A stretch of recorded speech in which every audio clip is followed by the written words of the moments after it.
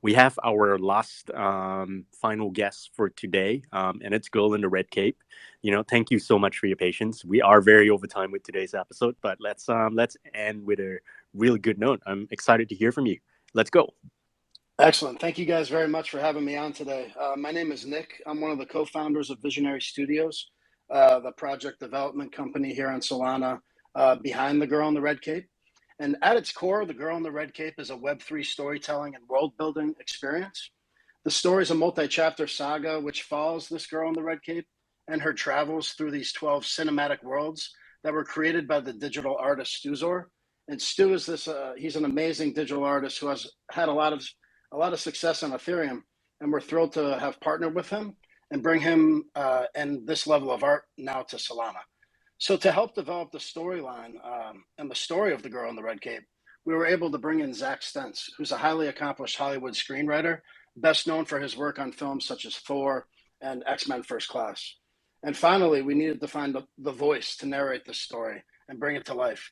And through our connections, we were able to get in touch with Lance Reddick, who's an actor most well known for his roles in The Wire, John Wick, Fringe, and many, many others. And Lance ended up being an amazing addition to the team here and really has a perfect voice to tell this mysterious and inspiring tale. So as to the NFT release itself, as I mentioned previously, there's 12 different worlds in this journey. And when you mint the NFT, you'll get a unique perspective from within one of those 12 worlds. And since Stuzor builds his arts through Unreal Engine 5, we can actually do a tracking shot through each of the worlds and grab some very cool, unique perspectives of the world itself that are much different than what you would see if you were just looking at the world from afar. So we plan to mint the entire collection at once, and you'll receive an unrevealed NFT at the time. All you'll know at the time of mint is which world number that you have minted. And then we plan to do a weekly release of each chapter, like a video premiere. So at the time of each release, the art of the NFT will simultaneously be revealed, and you'll see your perspective from within that world. And each week's chapter premiere will actually be a 3 to 5 minute video of that tracking shot that I referenced through that week's world that Stu created, with Zach's storyline being read and narrated by Lance Reddick.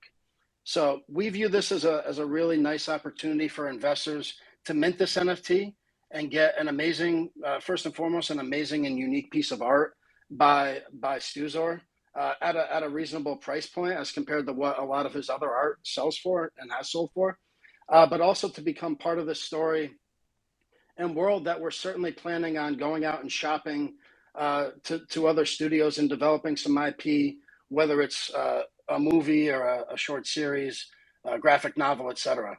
And the cool thing is the 12 worlds collectively at the end of all the releases together will combine for approximately 60 minutes of film, which will bring to different film communities to try and increase the exposure of the project beyond the typical crypto space as well. And finally, we want to have something for everybody in this project. So we have a dashboard that's being built out by Tendies, who's one of the top developers in the space, which will allow for some interesting staking mechanics and gamification to provide benefit and utility to holders and encourage the collection aspect of it. We encourage collectors to collect each of the 12 worlds. And if you do so, it'll provide holders access to a subsequent one-on-one PFP collection that is created by or directed by the same artist, Stuzor. So that's kind of the elevator pitch. Thanks again for having me here today. Super excited to talk about this project. Is this Visionary's first project? So Visionary has, we've partnered with some other projects that have minted, like Solo Fox and Collectors Club. We did come out with Hungry Robot Chicken Club, which is a New York, New Jersey-based chicken restaurant, and kind of created a digital membership pass there. This is actually the first project that we started working on. This dates back to really the beginning, back to January, well before Visionary Studios even minted. So we're very excited. This has been 8 months in the making, and we're getting close to the finish line to be ready to bring this to the public. Are you hiring a film director for the final 60 minutes, or how's that going to work? So we're working with, we have hired somebody to do all the editing and the soundtrack, et cetera. So yes, we have outsourced that function as well. And obviously, Stu Zor and Zack Stentz are closely involved in that process as well. So let's say I get one NFT and I get one of the 12 worlds, right? There's 12 worlds, right? There's 12 worlds, correct? Right, and that gives me a certain perspective of that particular world. Is the goal to encourage people to try and pick up NFTs from each world so they can get a look into every single world? Is that sort of something that's going to be required to really complete the process, or what's the end goal? Like, is it just to produce this film and the final story, or are there things that the NFT holders can pick up along the way in terms of other content or other items or things like that throughout the process? Sure. So we are encouraging collectors to visit each of the 12 worlds, and it goes along with the lore and the storyline, where we want you to visit each of the 12 worlds, each of the 12 universes in this search for the girl in the red cape. And as incentive to do so, if you are able to collect one NFT from each of the 12 worlds, you can go to this user dashboard that we've developed and stake your NFT for a certain period of time and get access to that one-on-one Vanguard collection is kind of the working title we have with it, which is a customized one-on-one that is also created by Stu Zor. The other way to attain that benefit is in each collection, it'll be about 1% of the collection. So we haven't finalized exactly the quantity in each world, but for example, if there were 777 in each world, we would have 7 ultra rare NFTs, which would actually be an image of the girl in the red cape. So storyline wise, you've actually were lucky enough to catch an image of the girl in the red cape and find her. And if you have one of those ultra rares, you wouldn't have to collect all 12. So that's just one of the mechanisms we have on this dashboard to give you access to this one-on-one PFP collection. In addition, we understand that collecting all 12 NFTs or going out and, if you're lucky enough to mint an ultra rare, that's tremendous. But it would be difficult potentially to acquire one of those on the secondary market. So we do have other kind of gamification and staking benefits for people holding lesser amounts of NFTs. And for example, if you collect 3 and stake them for a period of time, you might get access to one of your NFTs in a digital art frame, or eventually a 3D file, things like that. So some other incentives to collect and stake your NFTs on the platform. If I get the ultra rare or I collect 12 NFTs from each world, the PFP that I get, the 1-for-1, is that something that I can then resell on secondary as part of a one for like on Art Exchange or somewhere? Yeah, you can definitely sell that subsequent, and there's a correlation. I mean, Stu Zor's one-on-one pieces have sold for a lot of money on Ethereum, and we're actually as part of the promotion leading up to Girl in the Red Cape, we're doing it's called Talking to Gods. It's a one-on-one collection that Stu Zor is releasing via auction on Magic Eden right now, and we had the first 2 auctions this week.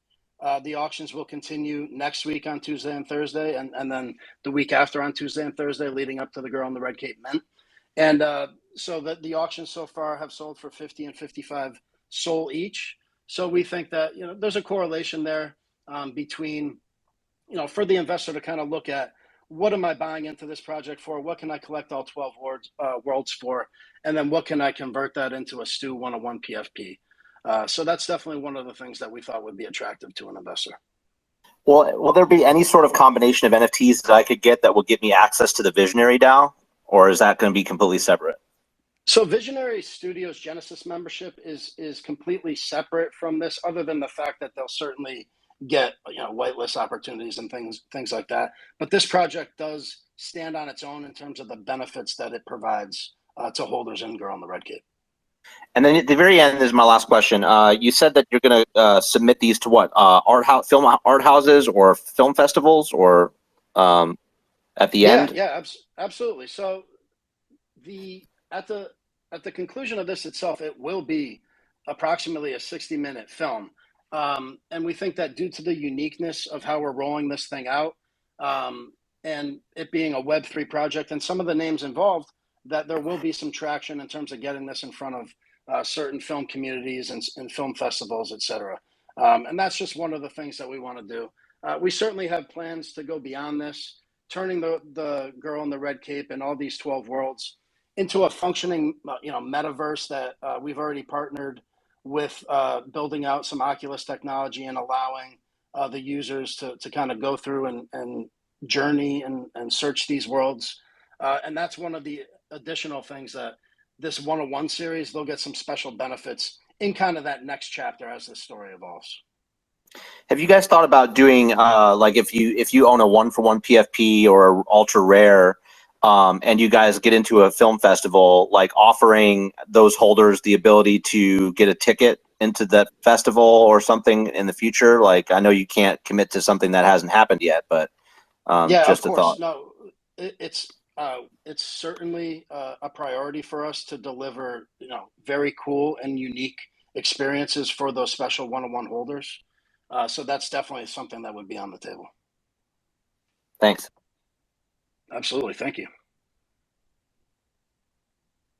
All right, let's hear from maybe Frank and Northern Ape as well. Like, does Girl in the Red Cape captivate you?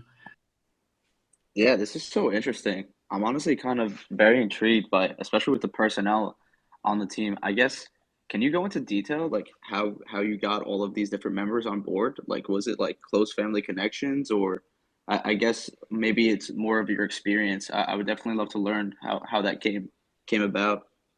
Yeah, absolutely. It's we still say the same thing to ourselves. Like we're extremely pumped to have this level of a cast and talent and creatives on this team. So to tell that story, I have to kind of start back with Visionary Studios. So Visionary Studios is a 6-person guild at this point. So there's 6 of us that collectively co-founded it, and we all have various backgrounds. I personally have a background in finance and accounting and business valuation. But one of our members, Kyle, is out in Hollywood, and he's worked in that industry for years. And luckily, through his relationships and some of our friends that we have that are agents and managers in the Hollywood space, it got us in front of Zack Stentz, and then using Zack. So Zack and Lance actually worked on The Fringe together, so there's some commonality there. But we actually are pretty tight with one of Lance's managers, so we were able to get this in front of them. And honestly, based on talking to both of them, it's Stuzor's art that really captivated them. I mean, they get pitches for things often, and they probably don't get pitched this Web3 story building opportunity all that often. But when they saw the artwork and the worlds, and there's just the worlds and the artwork are just asking for a story to be told here. It was intriguing enough for them to want to commit to this project. So that's how we were able to bring this pretty amazing team together. And we're just super excited to be bringing something different and unique to the Solana space, and work towards furthering the Solana space, Web3 and Film 3. Wow, thank you. No, I'm incredibly bullish. I think I'm leaning towards shut up and take my money retro here. It's incredible.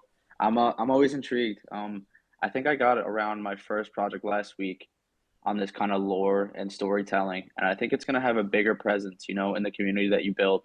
And I've become relatively bullish on that type of stuff, and having that team behind you and all these different influencers, like I think it could go a long way. So congrats, man. I'm honestly just blown away right now. Yeah, I appreciate the fine words. And before we get too far on this, I just want to mention that. So the narrative that Zack Stentz wrote is exactly that. I mean, he provides just enough detail to really continue to provoke thought from the reader. So a cool thing that started happening is we opened up our Discord about a week ago. And within the Discord, one of our goals here is to really get the community engaged and involved in the storytelling. And for example, we're utilizing like a mid-journey bot in the Discord, which is, if anybody hasn't used it, it's simply unbelievable, the cool stuff you can do with it. But we have our community submitting different lore and building out stories on their own, and we already have like a few new characters that were built simply from community submissions. I mean, for example, we have Stu's Cantina, and we're building out a menu, a drink menu, and a food menu. And we even have, for example, Q44 and the Explorers, which is like a house band that plays at the cantina on Friday nights, and we have a special playlist for that. So there's some cool stuff going on in the Discord. It's definitely a very different Discord experience than we typically see here in the NFT space. But it all goes into building that community and kind of furthering this story and helping the community be part of that. That last part is what moved me from Mint to shut up and take my money, because I've been preaching this for months, and I'm sure some of these guys have heard me talk about it. They're probably tired of me talking about it, but I talk about the idea that NFTs in this space lack a sense of ownership, right? Like sometimes it can be created through luck or art, where community just gets built and created, where people get a sense of being part of something. Right, and sometimes the project founders don't even do anything special, but that's rare, right? I think most projects need to build that somehow and bake it into their project. And we did it with Broccoli DAO by bringing in a lore master and doing lore prompts and rewarding people for submitting lore that ultimately created characters and traits and the NFTs, and also ended up being created into a comic book, right? So if somebody gets that comic book, they can read parts of that comic book and say, oh man, I came up with that character, or like that's the part of the storyline I came up with. And it creates this sense of ownership, and it's something nobody ever talks about in this space, but it's very important, and you guys are doing it, and that's what excites me, because otherwise if you could have the best filmmaker and the best 3D artist and have a cool story, but if you don't have an engaged community, it means nothing. And so that for me sealed the deal for me.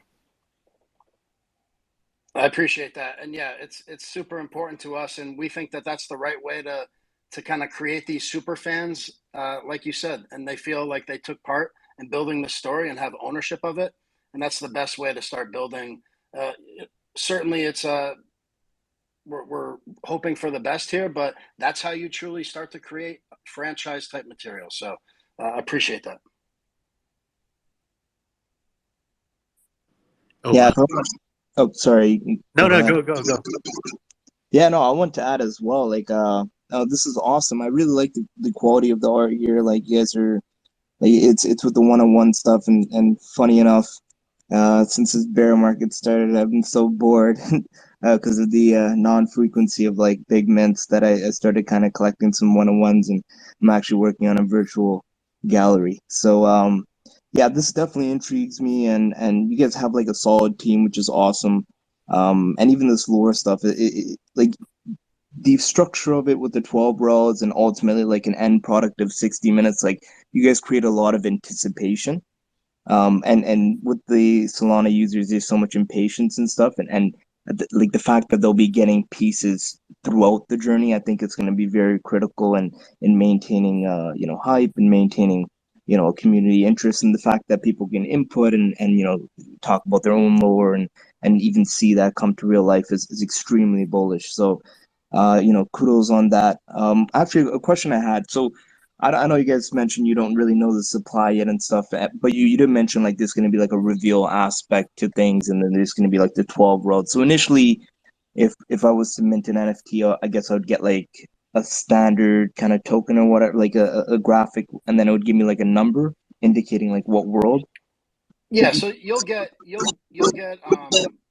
a piece of Stuzor art to stand as a placeholder, and in the metadata it will say which chapter you get. So then you'll know. So if you're seeking to go out and collect all 12 worlds, you'll be able to do so on the secondary market immediately. And then when we do each video premiere each week, that's when the actual art, your perspective from within that world, will be revealed.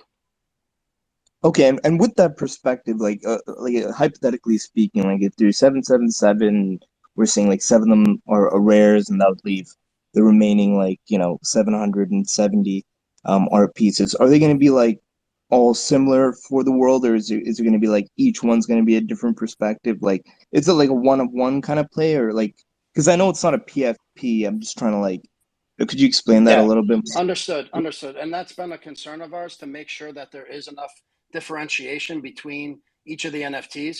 And another cool thing, so first of all, these worlds are massive, and Stuzor goes into extreme detail throughout the world. So there's enough there to move the camera around and take these different cool shots, close-ups, far out shots. But also some things we can do is play around with the weather, play around with the sky, and doing those types of things really creates. Even if it were the same shot in an NFT, it would look entirely different based on the weather or the time of day that in that shot, for example. So we're definitely we're definitely being cognizant of that being a concern of some people and doing the best we can to make sure that the NFTs themselves within each world are differentiated. Awesome. That's awesome for real. Yeah, because that was definitely a concern I had. But as long as you guys, because then each person would want to know, even inside the world, that they have something that's not similar to someone else, even if like slight deviations, right? It makes it more better for the actual unique holder. So awesome. Exactly. Definitely. Yeah, thank you. Shut up and take my money for sure. So to shut up and take my money. Spoon, was that a mint or shut up and take a money from you? Definitely a mint. I don't have too much money to give out right now. Maybe you can ask again in the bull run. Oh man, awesome stuff, guys. So there you go. There you have it. Girl in the red cape. Now, for listeners who are interested to learn more, make sure you give them a follow, and hopefully all of you in there can also agree with Frank that it's a shut up and take my money. So thanks so much for coming on, guys. I thought today was exceptionally long. And we're trying our best here to condense the time as well as be concise, but sometimes we just have such a good time talking to founders. So for any founders who are interested in applying